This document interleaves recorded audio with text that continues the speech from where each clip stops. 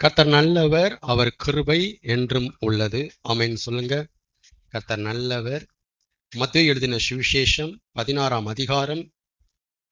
மத்தேயு எழுதின சுவிசேஷம் 16ஆம் அதிகாரம்.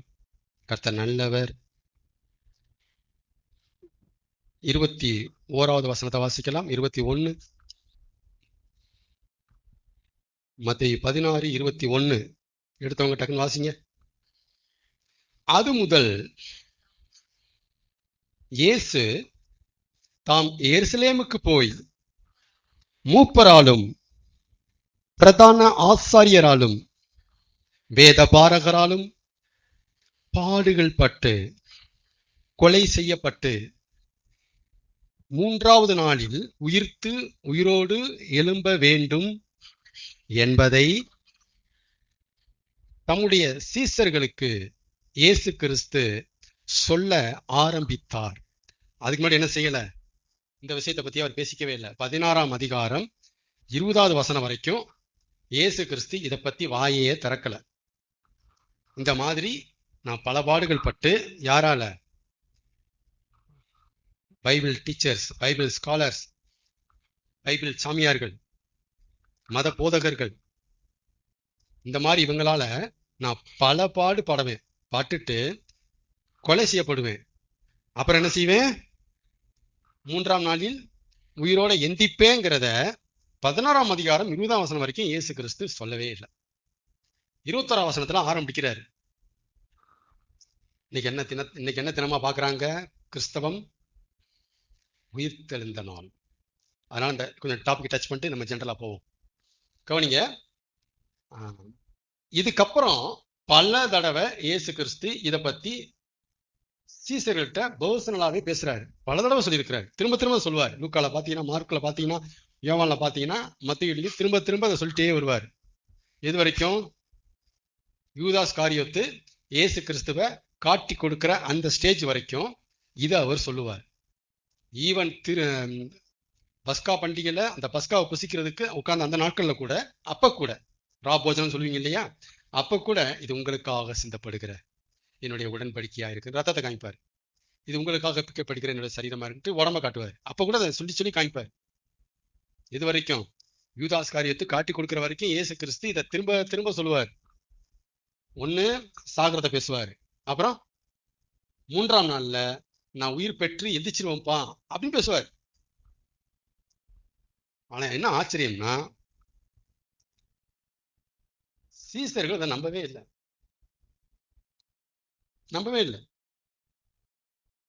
திரும்ப திரும்ப சொல்ற விஷயத்த சீசர்கள் என்ன செய்யல? நம்பல. அதுக்கு ஒரே ஒரு ஆதாரத்தை பாருங்க. அதே 16:22 வாசிங்க. அப்பொழுது பேதுரு கொஞ்சம் தனியா கூட்டு போய், ஆண்டவரே, இது உங்களுக்கு நடக்க கூடாதே. ஐயோ, இது எப்படி நடக்கணும்? இது நடக்க கூடாதே. இது நடக்க கூடாது ஆண்டவரே. இது உமக்கு சம்பவிப்பது இல்லைன்ட்டு நான் இப்ப தீர்க்க தரிசனம் உங்களுக்கு சொல்றேன் நான் என்று அவருக்கு தீர்க்க தரிசனம் சொன்னான். இயேசு சொல்றாரு, இந்த மாதிரி நடக்க போதுறான்ட்டு ஒரு தீர்க்க தரிசனம் சொல்றாரு. பதிலுக்கு பேதுரு ஒரு தீர்க்க தரிசனம் சொல்றான், இது உமக்கு சம்பவிப்பது இல்லை. ஏன்னா இது உங்களுக்கு நேரிடக்கூடாது.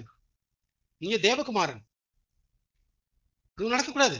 இது எப்படி நடக்கக்கூடாத ஒண்ணு போய் நடக்குன்னு சொல்றீங்கன்னா நாங்க எப்படி நம்புறது? எங்களுடைய நிலைப்பாடு என்ன தெரியுமா? நடக்காது. முரட்டாட்டமான நிலைப்பாடு. நடக்காது. அப்ப சீசரால என்ன செய்ய முடியல அத? ஏன்னா இயேசு கிறிஸ்து ராஜா மாதிரி வள வர்றாரு. அவருக்கு பின்னாடி பெரிய மாசா இருக்கிறாரு. பின்னாடி பெரும் கூட்டம் போயிட்டு இருக்கு. அவர் உபதேசிக்கு உட்கார்ந்தா கூட்டம் குமியுது. எல்லாம் முடிச்சுட்டு அற்புத சுகம் முடிக்கும் நேரம்னு சொல்லிட்டா லைன் கட்டுது. லைன் அப்படி நிக்குது. இப்படி இருக்கிற ஒரு மாஸ் ஆளு மாதிரி, நான் செத்து போயிருவேன்ப்பா, நானா சாக மாட்டேன், கொண்டே விட்டுருவாங்க, என்ன கொண்டு விடுவாங்கப்பா, யாரு அவங்களா? இவங்களா அவங்க கொள்வாங்க, நம்புற மாதிரி பேசுங்க அப்படிங்கிறாங்க. யாரு? மூப்பர்களும் பிரதான ஆசிரியர்களும் வேத பாரகர்களும் கொள்வாங்க. நீங்க வந்துட்டு இயற்கை எய்துவீர்கள், நீங்க இயற்கையா சாவீங்க அப்படி வேணா சொல்லுங்க, அது நாங்க நம்புறோம். உங்களை எப்படி கொலை செய்ய முடியும்? என்ன வம்பா இருக்கு அப்படின்ட்டான் பேதுரு. இதுவும் நேரிடுவதில்லை, சம்பவிப்பதில்லை. எழுதி வைங்க. இப்படி இயேசு ஒன்று சொன்னா எதையா ஒன்று சொல்றதுதான் பேதுருடைய வேலை. இயேசு ஒன்று சொன்னா அதை அப்படி மாற்றி சொல்லுவார். இன்றைக்கு ராத்திரியிலே காட்டி கொடுப்பேன். யாரை பத்தி என்ன சொல்றீங்க பாருங்க. இவங்க எல்லாம் செய்வாங்க, என்ன செய்ய மாட்டேன். இதுதான் பேதுரு. உடனே மாற்றி சொல்லுவான். இப்படி மாத்தி மாத்தி சொல்ற பேதுரு எல்லாரும் வாய் மூடிட்டு இருக்கும்போது நீ ஜீவனுள்ள தேவனுடைய குமாரன்ட்டு கரெக்டா சொன்னது எப்படி? அதான் சொன்னாரு, ஏய் இதான் நீ சொல்ற ஆளாடா, அதெல்லாம் காமிச்சிக்காது போடா அப்படின்ட்டு. நீ சொல்ற ஆளா இதெல்லாம்? நீ சொல்ற ஆளே இல்லடா, நீ மாத்தி மாத்தி சொல்ற ஆள்டா. நான் ஒண்ணு சொன்னா டக்குன்னு என்ன அப்படின்னு என்ன எதுக்குற ஆள் நீ? இப்படிப்பட்ட ஆட்களோட ஏசு ஊழியம் பண்ணி பக்கத்துல வச்சுட்டு வேலை பார்த்துருக்கிறார், ஊழியம் பண்ணிட்டே இருக்கிறார். இவனை கூட வச்சுக்கிறார். இரு இரு, டார்ச்சர் தான் ஆனா இரு, எனக்காக நீ தலையில சிலுவையில் அடிக்கப்பட்டு சாவ இரு, இருந்துப்போ. ஆமென். சரி, என்ன சொல்ல வந்த? இயேசு இந்த விஷயத்த பல தடவை சொல்லியும் அவர் சாவாருங்கிறதே நம்பல, 3ஆம் நாளில் உயிர் பெற்று எழுவாருங்கிறதே சீசர்கள் நம்பவே இல்லை.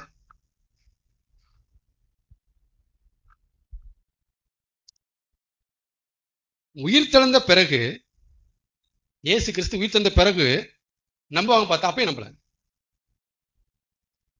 நம்பல. ஆச்சரியமா இருக்கும் இந்த சத்தியம். அப்பயும் அவங்க நம்பல. ஏப்பா கேள்வி என்ன? என்னுடைய கேள்வி என்ன? அப்பா பேதுரு யோவான் இங்க வாங்க. இயேசு உயிரோடு இருக்கும்போது என்ன சொன்னாரு? நான் இந்த மாதிரி பல பாடுகள் பட்டு என்னை கொலை செஞ்சிருவாங்கடா, சிலுவையிலே அறையும் அதெல்லாம் சொல்லி காமிக்கிறாரு.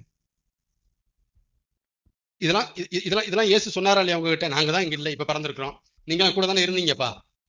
இயேசு சொன்னாரா இல்லையா? சொன்னார் தானே? என்ன சொன்னாரு? பல பாடுகள் படுவோம்னு சொன்னாரு. சரி, அப்புறம் என்ன சொன்னாரு? சிலுவையில அறைவாங்கன்னு சொன்னாங்க. சரி, அப்புறம் என்ன சொன்னாரு? 3ஆம் நாளில் உயிர்த்துவான்னு சொன்னாங்க. சரி, இப்ப பல பாடுகள் பட்டாரா? பட்டாரு. சொன்ன மாதிரியே சிலுவை அறைஞ்சு கொன்னாங்களா? சொன்னாங்க. இப்ப சொன்ன மாதிரி உயிர்த்துல வரா இல்லையா? அது நடக்கும் நடக்காதா சொல்லு. எப்பா பேதுரு இதை சொல்லுங்கப்பா, ஏன்ப்பா நம்ப மாட்டேறீங்க? உயிர்த்தெழுந்த இயேசுவை இயேசு கிறிஸ்து வந்து காமிக்கிற வரைக்கும், தன்னை உயிர்த்தெழுந்தவரா காமிக்கிற வரைக்கும் யாருமே நம்பல. நம்ம நினைச்சு உட்காந்து இருக்கிறோம், தேவமாதான் அப்படி, தோமாதான் அப்படிலாம் இல்ல. இவங்களே சந்தேகத்துல சந்தேகம் அவங்களுக்குள்ள வாட்டுது போட்டு. வாசிக்கலாமா? சொல்றது சரியானு? யோவான் 20 வாசிங்க. இதுதான் பேச முடியும் போல தெரியுது. சரி, யோவான் 20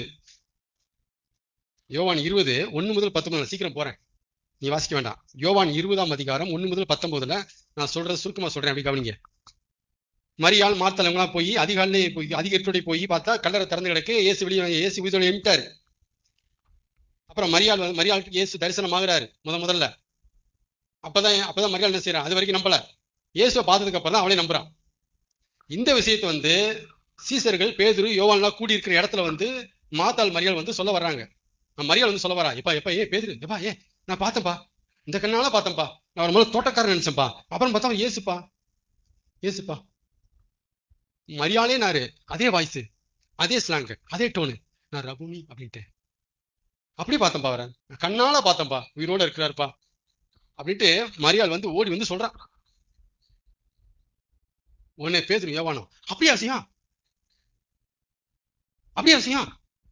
வெளிவிடு 2 பேரும் ஓடுறாங்க கல்லறைக்கு. முதல்ல யோவான் தான் ஓடுறாரு, அன்பான சீசன்ல. அதுக்கப்புறம் பேதுரு அவனையை பைபாஸ் பண்ணி ஃபாஸ்டா ஓடுறாரு. உள்ள போய் பார்த்தா கல்லறை திறந்து கிடக்கு. உள்ளுக்குள்ள தள்ள சுத்தின சீலை, உடம்பு சூழலாம், அந்த சீலையெல்லாம் தனித்தனியா கிடக்கு. இடத்துல இயேசுவை காணும், பாடியை காணும், டெட் பாடியை காணும். திருதின்னு முடிக்கிறான் பேதுரு உள்ள பார்த்துட்டு. யோவான் என்னடா ஆள் காணும்டா அப்படிங்கிறான். ஆளை காணும்ல, இப்ப என்ன நம்பியிருக்கணும்?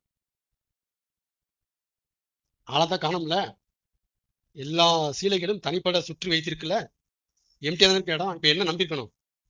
யோவான் இந்த மாதிரி ரெஜிஸ்டாரா, தலைவர் ரெஜிஸ்டாரா, என்ன சொன்னாரோ இப்பதான் நம்பியிருக்கணும். இல்லையே.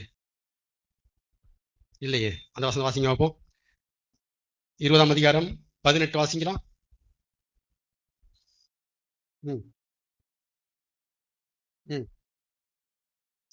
20ஆம் அதிகாரம் 18.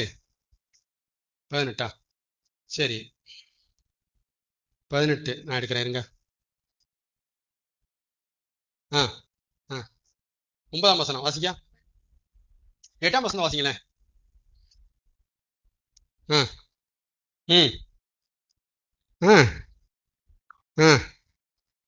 முக்கியமான வார்த்தை கவனிங்க.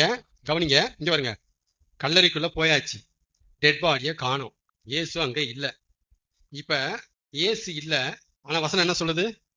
கண்டு என்னத்தையா விசுவாசிச்ச? கண்டு விசுவாசித்தான். என்னத்தை நம்புன அப்படின்னா கீழே பதில் சொல்லுது பாருங்க, 9.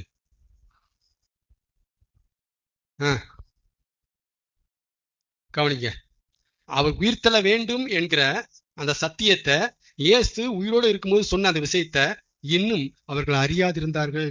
அது அவங்க நம்பிக்கையே வரல. அப்ப என்னத்தையா விசுவாசிச்ச அப்படின்னா, கரெக்டா உயிர் தின்றான்னு விசுவாசிக்கல. யோவான், பேதுரு, மரியாள் நம்மளோட வந்து சொன்னது சரிதான்டா, டெட் பாடி காணும். எதை நம்பலாங்க பாருங்க. டெட் பாடி காணண்டா, மரியாள் பொய் சொல்லல. நம்மளுக்கு வளரணும்னு பார்த்தோம், பைத்தியம் நினைச்சோம். நம்மளே பார்த்தோமே, கண்ணால பார்த்தோம், டெட் பாடி இல்லை. இதைதான் நம்பினாங்க. இதுக்கப்புறம் தான் இயேசு எல்லாரும் இருக்கும்போது தரிசனமாவார். இதுக்கப்புறம் அவருக்கு பண்ணுவாரு, அப்புறம் நம்புவாங்க. இதுக்கப்புறம் எம்மாவூர் சீசர்லாம் போவாரு, அவங்களும் சொல்லுவாங்க, அப்பயும் நம்ப மாட்டாங்க. பைத்தியமாக தோன்றினது அவங்க பேசின காரியம். கவனிங்களேன், அவங்களே அப்படி, நாம் எம்மாத்திரம். கூட இருந்து வாழ்ந்தவங்க அவங்க. இயேசு பல தடவை சொல்லியும் சாகிறதே நம்ப முடியல. சொன்ன மாதிரி செத்துட்டாரு, அப்ப எழுவார்ல, அதையும் நம்பல. இயேசுவை பார்க்குற வரைக்கும் சந்தேகத்துல ஊசலாடினாங்க. எந்திரிச்சிட்டாரா இல்லையா, எங்க போனான்னு தெரியலையே, எந்திரிச்சா வந்து நம்மகிட்ட காட்டலாமே, இதுவரையும் காட்டலையே, ஒருவேளை எவனும் எட்டு போயிட்டாங்களோ, நீ வேற பார்த்தேன்னு வேற சொல்றாளே மரியாள். எப்படி இப்படி இப்படியே ரூம்க்கு சுத்தி வர்றாங்க. இப்படி சுத்தி வரும்போது தான் இயேசு வந்தார். உங்களுக்கு சமாதானம், நான் உயிர் தெழுந்துட்டேன். இதைத்தான் நான் உயிரோடு இருக்கும்போது நான் உங்ககிட்ட எல்லாத்தையும் சொல்லிட்டு இருந்த விசேஷங்கள் இவைகளை. நான் உயிர் தெழுந்திருக்கேன். கவனிச்சிங்களா? இல்ல, இயேசுவின் உயிர் தெழுதல் ஏன் சீசர்களாலையும் அக்செப்ட் பண்ண முடிக்கலன்னா ரொம்ப கிரிட்டிக்கல். இவங்களே பார்த்ததுக்கு அப்புறம் தான் அக்செப்ட் பண்ணிட்டாங்க அப்படின்னா, பிரதான ஆசாரியர்களும் வேதபாரர்களும் அவங்களை எம்மாத்திரம். அவங்க போட்டாங்க ஒரு பிட்டை போட்டு விட்டாங்க பிளாத்துட்ட. இந்த மாதிரி நாங்க செக்யூரிட்டி கார்டை வச்சிருந்தோம், அவங்க அடிச்சு போட்டு இந்த பேதுரு யோவான் தூக்கி போயிட்டாங்க அப்படின்ட்டாங்க. டெட் பாடியை தூக்கி எங்கேயும் ஒழிச்சு வச்சுட்டு உயிர் தெழுந்தான்ட்டு கதட்டி விடுறாங்கட்டாங்க. முடிச்சு கதட்டி விடுறாங்க. முந்தின எத்தி பாய்க்கல, பிந்தின எத்து மோசமா இருக்குது. எப்படி? அதனால இயேசு கிறிஸ்துவின் உயிர் தெழுதல் அது ரொம்ப ஒரு டிஃப்ரெண்டானது. அது உலகம் ஏற்கிறதுக்கு டஃப். இயேசுவின் சிலுவை மரணமே உலகம் நிறைய எதுக்குது. அதான் சாகலங்க சிலுவையில, எங்க அப்படி சொல்லிட்டு இருக்க ஒரு உலகத்துல ஒரு குரூப் பெருசா பேசிட்டு இருக்கிறாங்க, அதெல்லாம் சாகவே இல்லைங்க நீங்க வேறன்ட்டு. இன்னொரு கூட்டம் உயிர் தெழுதலா இல்லை. இயேசு கிறிஸ்து உயிரோட எழுந்தார், மரித்து உயிர்த்து எழுந்தார். லாசரு என்ன செஞ்சான்? மரித்து உயிர்த்து எழுந்தான். 12 வயசு சிறுபெண் தலித்தாகுமி மரித்து உயிர்த்து எழுந்தாள். 3வது பிரச்சனை கொண்டு வராங்க. அது மாதிரிதான் இயேசுவும் மரித்து உயிர்த்து எழுந்தார். இதுல என்ன விசேஷம்? அடுத்த கேள்வி கேட்கிறாங்க, இதுல என்ன விசேஷம்? என்னங்க வித்தியாசத்தை பாக்குறீங்க நீங்க? இவர் 10 பேரை உசுப்பினாரு, இவரை ஒருத்தர் உசுப்பிட்டாரு, 2 பேரும் நினைச்சு போயிட்டாங்க. என்னங்க வித்தியாசம்? என்னங்க ஈஸ்டர்? எதுக்குங்க உயிர் தெழுதலை போய் கொண்டாடுறீங்க? என்னங்க இயேசுவை நிறைய பேரை உயிர் தெழ வச்சிருக்காருலங்க, ஏன் போயிட்டு இப்படி சொல்றீங்க? என்ன விஷயம்? யோவான் வெளிப்படுத்தின விசேஷம் 1ஆம் அதிகாரத்துல வருது, வாசிக்க வேண்டாம். மரித்தோரிலிருந்து முதல் பிறந்தவர். அப்ப லாசரு 2வது பிறந்தவரா? விதவையின் மகன் இயேசுவை தொட்டு பாடை தொட்டு உசுப்பினாரே, எழுப்பிவிட்டாரே, அவன் எலிசா பிள்ளையை உசுப்பிட்டானே, உயிர்த்தெழ வச்சானே. உயிர்த்தெழுதல்ங்கிறது பைபிள்ல வந்து வெரி காமன். நீங்க என்னமோ இயேசுக்காவே நம்ம போங்க அப்படிங்கிறாங்க. இதே 1 Corinthians 15 பவுல் சொல்லுவாரு, அவரே மரித்தெழுந்து முதற் பேரானவர், முதல் ஆளா மாறினார், முதல் நபரா மாறினார் அப்படின்பாரு 1 Corinthians 15. என்னங்க டிஃபரன்ஸ்?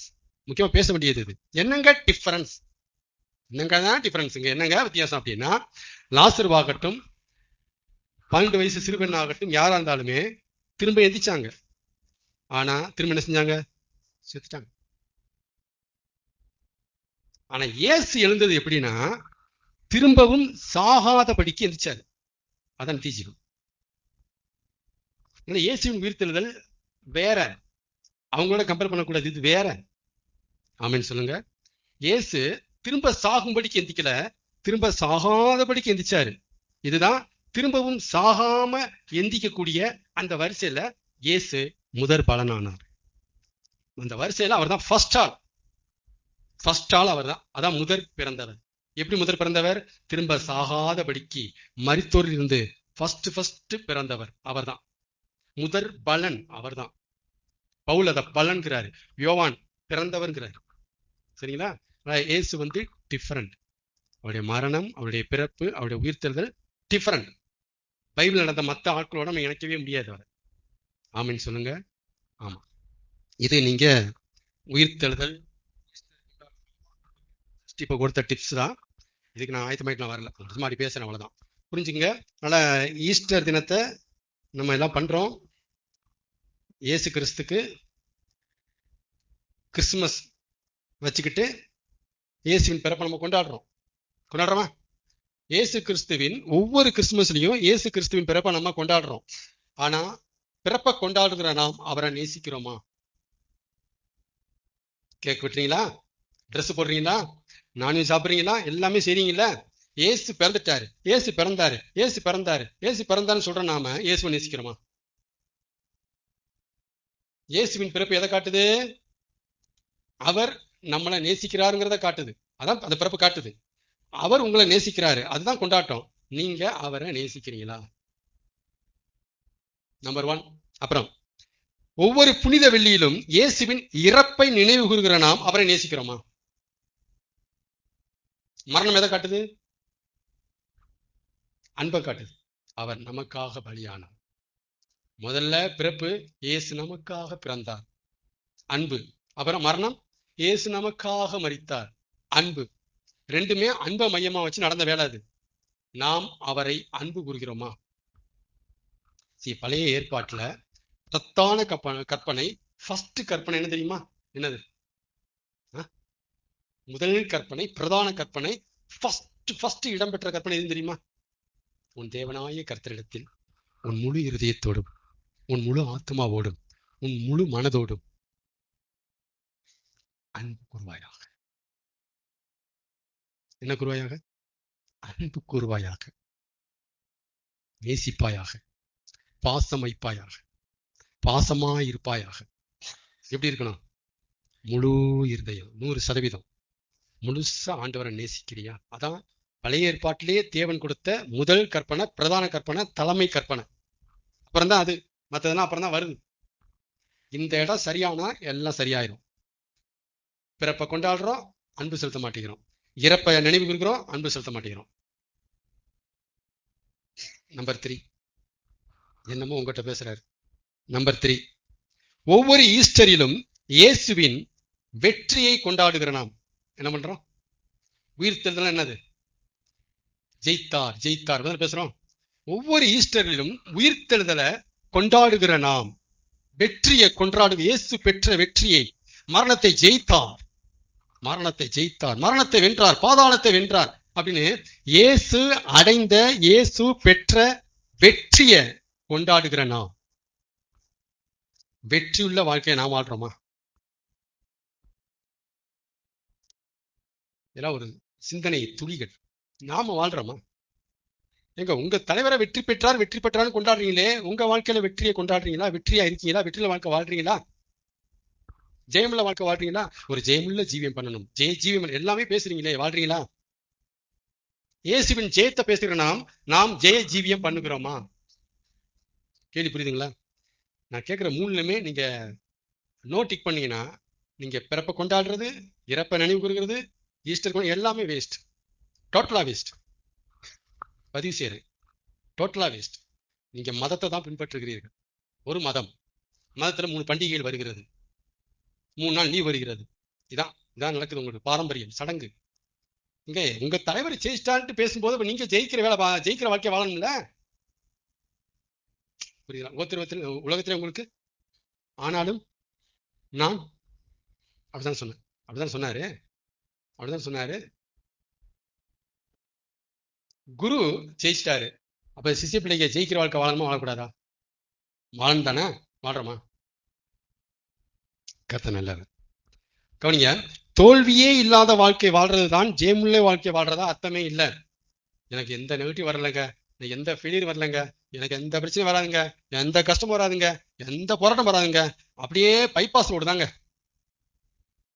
இப்படி வாழ்ந்தாதாங்க ஜெயமுள்ள ஜீவியம். தப்பு. அப்படி இல்ல.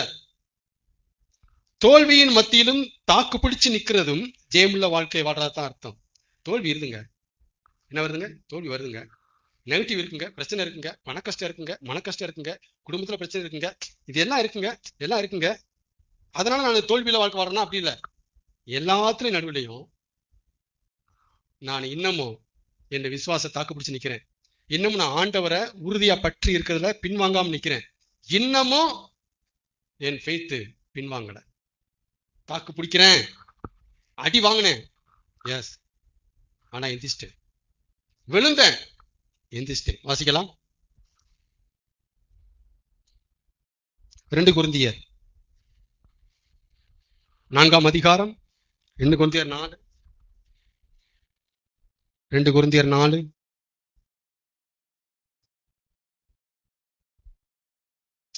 8, 9.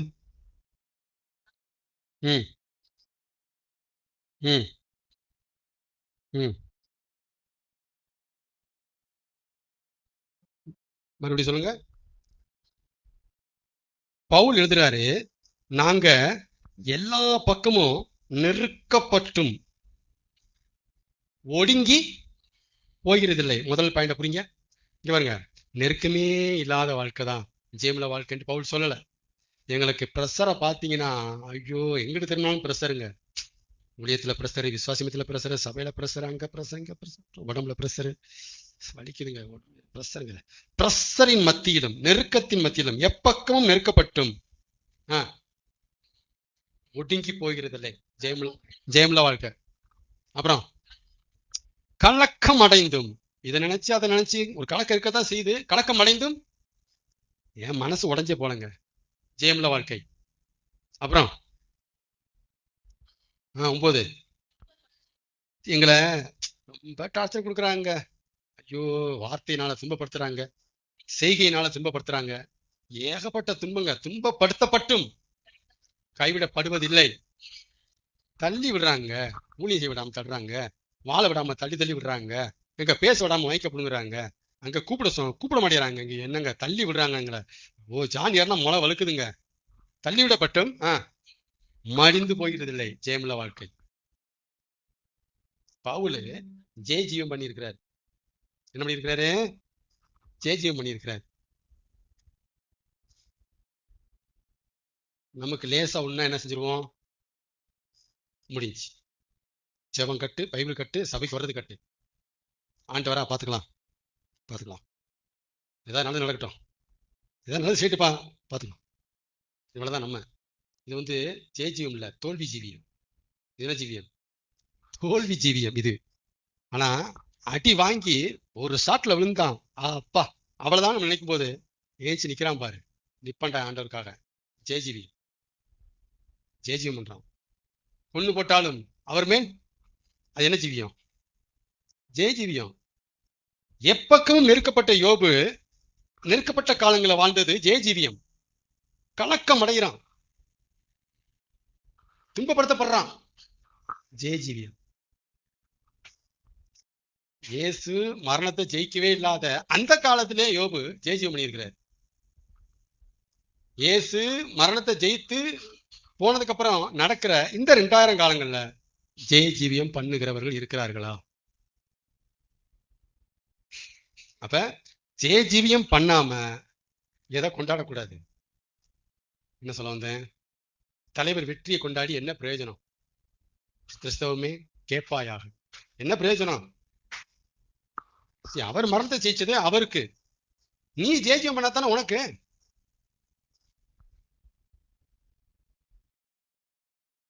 யோவான் 16:33.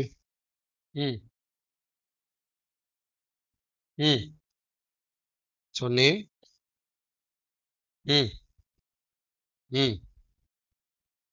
என்றார். Samuel 1 Samuel 30:6, 1 Samuel 30 6 1 Samuel 30:6.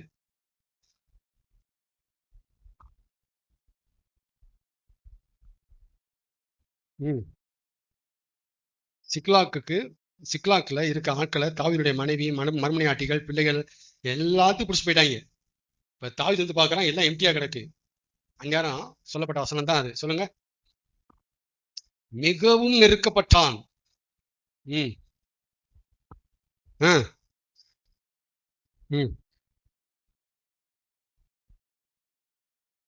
மனக்லேசம் ஆனதினால் துன்பப்படுத்தப்படுகிறான். தாவீது நெருக்கப்படுகிறான், அப்புறம் துன்பப்படுத்தப்படுகிறான், அப்புறம் இதான் ஜெயமுள்ள ஜீவியம். தாவீது தன் தேவனாய கர்த்தருக்குள்ளே தன்னை தைரியம் சொல்லிக்கிறான். இல்ல, என்னை அழைச்சி ராஜாவாக்குனவர் அவர் தான். இல்ல, எனக்கு அந்த வாக்கு இருக்கு, எனக்கு அந்த வாக்குறுதி இருக்கு. இல்ல, ஆண்டவர் என்ன மறுபடியும் உட்காரப்பார் சிங்காசனத்துல. தேவனாய கர்த்தருக்குள் தன்னை திடப்படுத்தி கொண்டான், தைரியப்படுத்தி கொண்டான், பலப்படுத்தி கொண்டான். இதான் ஜெய ஜீவியம். எழும்பணும், உயிர் தெழுதல் ஒரு ஜெய ஜீவியம் அவர் பண்ணது. ஆனா ஒவ்வொரு தோல்விலையும் நாம விழுந்தாலும் எந்திரிச்சு நிக்கிறது ஜெய ஜீவியம். ஒவ்வொரு போராட்டம், ஒவ்வொரு பிரஷர், ஒவ்வொரு நெருக்கத்திலையும் காலை பின் வைக்காம விசுவாசத்திலேயே நிக்கிறது ஜெய ஜீவியம். உயிர் தெழுதல நாம விசுவாசிக்கிறோம்னா, உலகத்துல உங்களுக்கு உபத்திரவம் உண்டு, நான் உலகத்தை ஜெயிச்சேன் அப்படிங்கிறது உண்மைனா, உபத்திரவத்தின் மத்தியில நாம ஜெயிக்கணும். ஆமென்.